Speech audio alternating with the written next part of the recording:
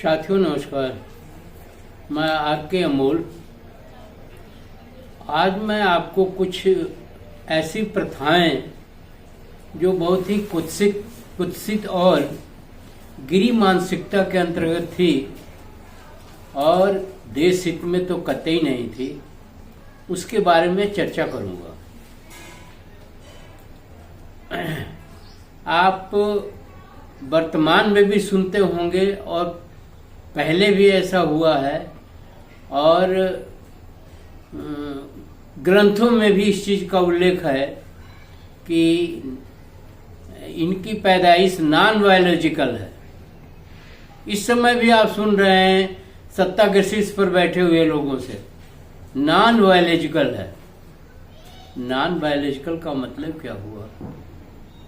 Non biological का मतलब कपोल कल्पित, भ्रमित दिमाग की उपज और कुत्सित दिमाग की उपज तथा पूर्णतः गलत है कि मैं नॉन बायोलॉजिकल हूं या फला नॉन बायोलॉजिकल है या ठेका नॉन बायोलॉजिकल है। कोई नॉन बायोलॉजिकल नहीं होता, सब बायोलॉजिकल होते हैं। कोई देवी देवता, कोई भी महापुरुष नॉन बायोलॉजिकल नहीं होता। मैं विज्ञान का छात्र रहा हूं। विज्ञान कभी भी नॉन बायोलॉजिकल के लिए स्वीकृति नहीं प्रदान करता है। अब कालांतर में स्पष्ट नहीं है कि क्या हुआ और कैसे हुआ। आपस की लड़ाइयां थी, कुछ विदेशों से लोग आए थे, यहाँ के मूल निवासियों से लड़ाई हुई। ऐसा तमाम, कोई कुछ कहता है, कोई कुछ कहता है, कोई प्रमाण देता है, कोई प्रमाण देता है। बहरहाल जो भी हो, यहाँ एक ग्रंथ निकल करके आया जिसे मनुस्मृति कहते हैं। मनुस्मृति में दुनिया के सारे अत्याचार, दुनिया के सारे अमानवीय कर्म, दुनिया के सारे कुत्सित विचारधारा का समावेश है, ऐसा मेरा मानना है। अभी वर्तमान में मैं बताऊं, मनुष्य के हर तरह के मनुष्य हैं। कुत्सित विचारधारा के भी मनुष्य हैं, कुटिल विचारधारा के भी हैं, अच्छे विचारधारा के भी हैं और स्वस्थ परंपराओं के भी लोग हैं। ऐसा नहीं है। अगर कुछ परंपराएं, कुछ विचारधाराएं, कुछ कृत्य कार्य गलत है या अनैतिक हैं या वहीं नॉन बायोलॉजिकल है, तो ये समझ लीजिए कि ऐसा होता ही है और उसी की उपज है मनुस्मृति, जिसने इस देश का सत्यानाश कर दिया, जिसने भारत को 755 साल गुलाम बना दिया। और इसके अलावा मैं नहीं कहूँगा। वर्तमान में मेरी समझ में आ रहा है कि अभी बात है, किसी सज्जन ने, किसी महापुरुष ने बताया YouTube पर कि मेरे पास फला की फाइल आई थी और मैंने उस पर कोई एक्शन नहीं लिया। अच्छी बात है, लेकिन जिस पर आपने एक्शन नहीं लिया उसने आपको गंगा जल से ऐसा धोया कि आप पूरी तरह से साफ हो गए। ये भी एक विचार ही है, एक विचारधारा भी है। वो भी सत्ता के शीर्ष पर, संवैधानिक पद पर बैठा हुआ और समाज में भी उच्च स्थिति ग्रहण किए हुए व्यक्ति की बात कर रहे हैं। ये उसके मन की कुंठा है, मन में कुत्सित विचार है, मन में उसके खोट है या मन में उसके निचले स्तर के विचार हैं, जिसकी वजह से ऐसा हुआ। लेकिन राजनीति में तो सब चलता है, ये आप भी जानते हैं, हम भी जानते हैं कि किस तरह से जो है उन्होंने एक स्टेटमेंट दिया कि फाइल आई थी लेकिन मैंने एक्शन नहीं लिया। दूसरी तरफ जो है उन्हें अच्छी तरह से जल से नहलाया गया। अब मैं उन कुरीतियों के बारे में कहता हूँ। समाज, ऐसे ही लोगों से समाज में विसंगतियां आती हैं, चाहे वो फाइल पर एक्शन न लेना भी विसंगति है, और ये उनका नैतिक कर्तव्य बनता था कि उस पर एक्शन लेना चाहिए। और वो भी कुत्सित विचारधारा है कि गंगा जल से धुल जाने से कुर्सी क्या पवित्र हो जाती है? गंगा जल खुद ही पवित्र नहीं है। गंगा जल है, पानी ही तो है, तो उसको कैसे आप वो कर देंगे? पानी का स्रोत है, बहुत अच्छा स्रोत है, हमेशा पानी की उपलब्धता रहती है, बिना पानी के तो आदमी जिंदा नहीं रह सकता। ये पवित्रता है गंगा की, ना कि पानी पवित्र है। गंगा की पवित्रता ये है कि अविरल धारा में बहती है, पानी उपलब्ध रहता है, मनुष्य के लिए, जीव जंतुओं के लिए पानी की महती आवश्यकता है। अगर पानी नहीं मिलेगा तो खत्म हो जाएगी जिंदगी। इसलिए गंगा का महत्व है, इसलिए पानी का महत्व है, न कि किसी नदी का महत्व है, पानी का महत्व है। उसकी गरिमा तो पानी है ना, कि हर वक्त पानी उपलब्ध रहता है तो जिंदगी आदमी की चल रही है। अगर पानी नहीं रहेगी तो जिंदगी नहीं चलेगी।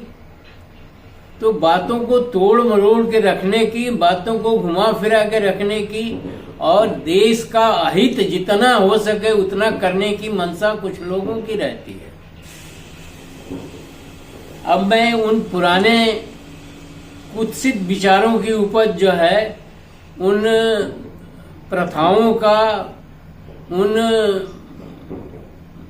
तौर तरीकों का के बारे में वर्णन करना चाहता हूं, जो किसी प्रकार से उचित नहीं थी और जो समाज के लिए पूरी तरह नुकसानदायक थी और पूरी तरह जो है निंदनीय थी।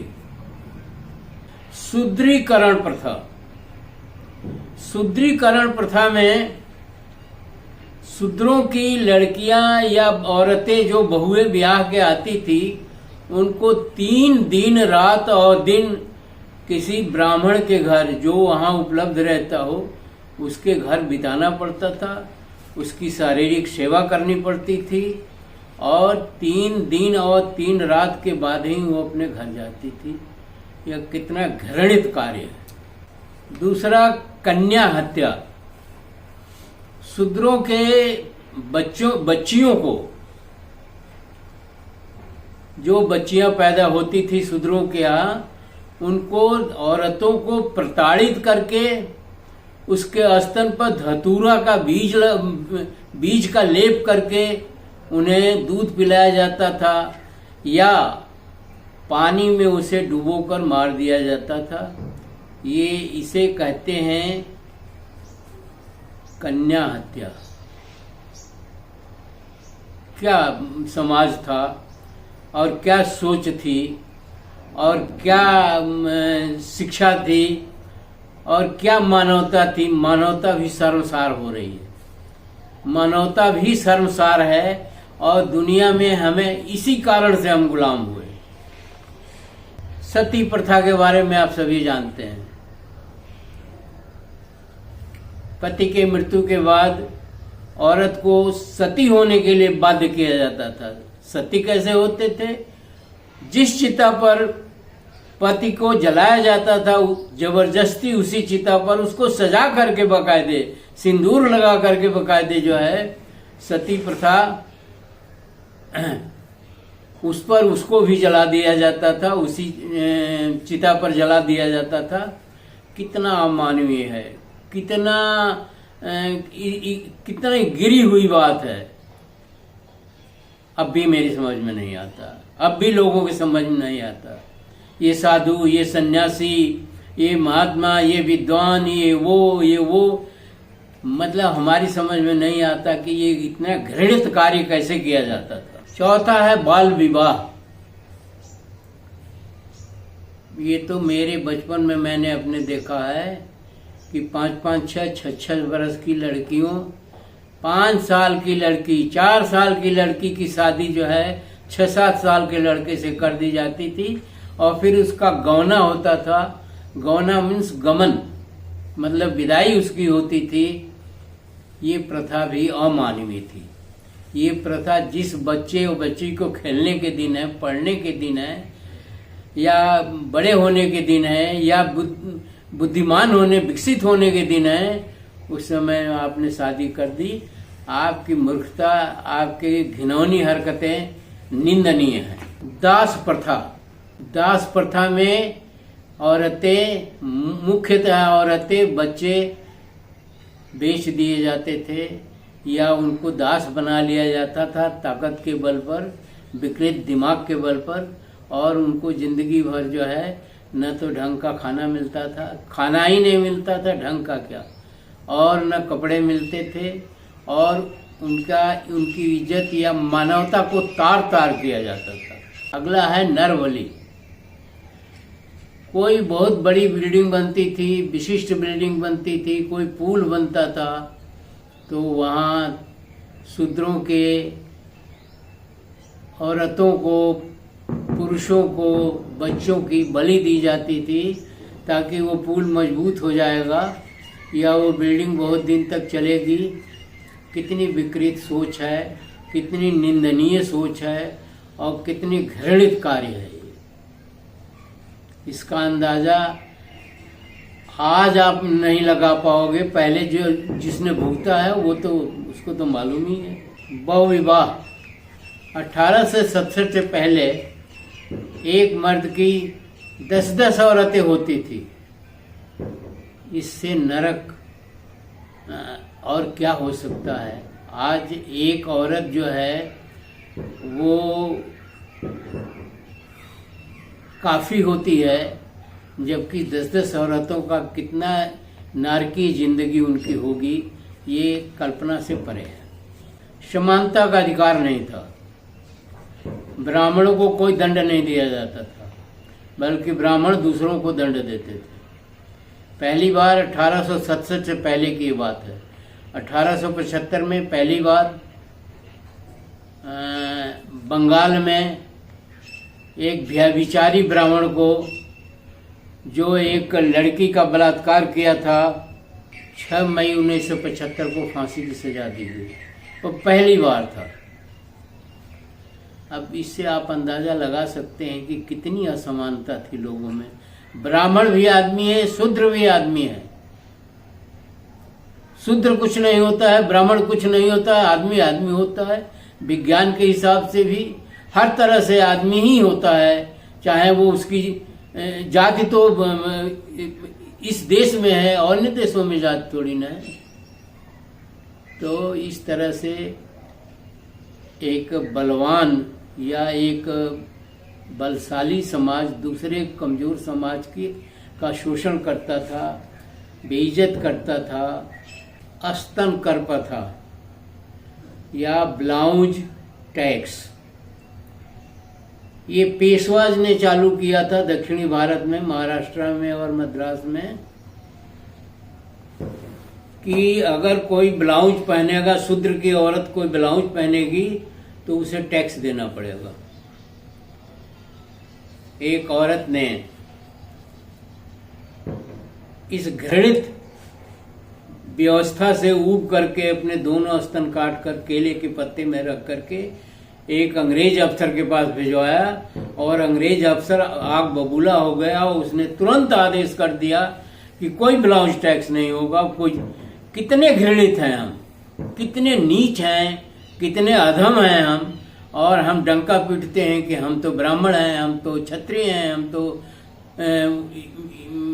वैश्य हैं, हम ये हैं, हम वो हैं। विचारों से कोई उच्च होता है, केवल कहने से उच्च नहीं होता है।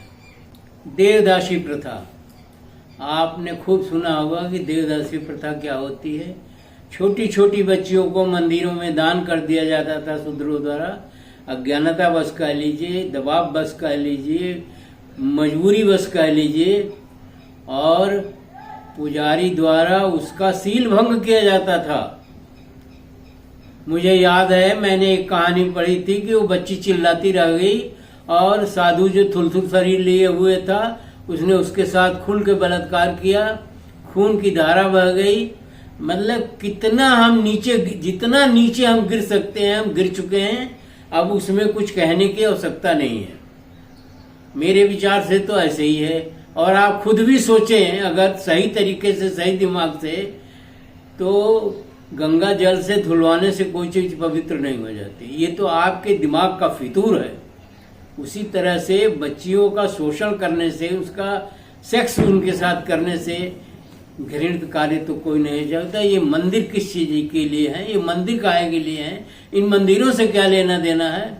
जिन मंदिरों में इस तरह के व्यभिचार होते हो, इस तरह की स्थितियां हो, इस तरह के अमानवीय कृत्य होते हैं, उस मंदिर में भगवान रहते हैं, उस मंदिर में देवता रहते हैं। डावरिया प्रथा, डावरिया प्रथा में ये जमींदार, ये बड़े लोग, चाहे जिस भी जाति से संबंधित हो, वो अपने लड़कियों की शादी में शूद्रों के लड़के लड़कियों और औरतों को दासी बना करके भेजते थे, जो जिंदगी भर वहां दासी का काम करती थी और नारकीय जीवन जीती थी। दहेज में लोगों को भी दिया जाता था, शूद्रों की औरतों को, बच्चों को दिया जाता था, भेजा जाता था कि ये भी हम जो है दहेज में दे रहे हैं। ये सब मिला करके ऐसा लगता है कि हम बहुत निचले स्तर पर, मानवता के सबसे निचले पायदान पर भी नहीं है। नीचे से जितना गिर सकते हैं उतना हम गिर चुके हैं और गिरे हुए हैं। ये मैं नहीं कह रहा हूँ, ये प्रथाएं कह रही हैं, ये उस समय के लोगों का वो कह रहा है, जमीर कह रहा, जमीर तो थी ही नहीं। उस समय के लोगों की मानसिकता को दर्शाता है, जो इस तरह का घृणित कार्य करते हैं। चरक पूजा, यज्ञ में या अन्य अवसरों पर बहुत सारे पूजा पाठों में भी शूद्रों की, औरतों को, मर्दों को, बच्चों को बलि चढ़ाई जाती थी ताकि यज्ञ संपन्न हो जाए अच्छी तरह से, अच्छे प्रकार से। इसे कहने में, इन प्रथाओं के बताने में मुझे बहुत ही अफसोस और शर्म आती है कि हम लोग कभी इतने गिरे हुए थे, इतने नीच थे, और फिर उसी चीज को हम रिपीट कर रहे हैं। फिर उसी चीज को हम जो है पुनरावृत्ति करना चाहते हैं।